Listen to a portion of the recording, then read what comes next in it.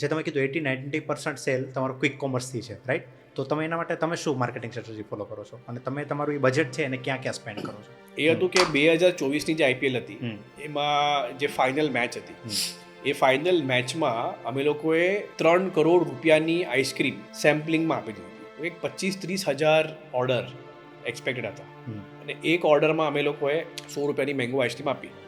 સવારથી લઈને સાંજ સુધીમાં હું, મારી ટીમ, ઝેપ્ટોની ટીમ, અમે લોકો તો બધા દર કલાકે ટ્રેક તો કરતા હતા, શું થયું, કેટલું વધ્યું, આ તે.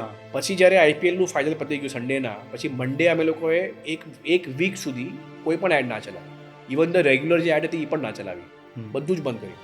તે છતાં જે અમારું મેંગોનું સેલ હતું એ ઇટ કેપ્ટ ઓન ઇન્ક્રીઝિંગ. તો 7 દિવસ સુધી જેટલું અમે ઇન્વેસ્ટમેન્ટ કર્યું હતું એ ઓલમોસ્ટ એનું 80% રિકવર થઈ ગયું પાછું વિધાઉટ એડ્સ. પણ અમારા જે ઇન્વેસ્ટર હતા ને એ લોકોને બી શું કહેવાય, બીપી હાઈ થઈ ગયું કે તુને એક સાથ 3 કરોડ का माल कमिट कैसे कर दिया, है ना, नहीं हुआ तो वापस आएगा, तो सेल नहीं होगा तो क्या होगा.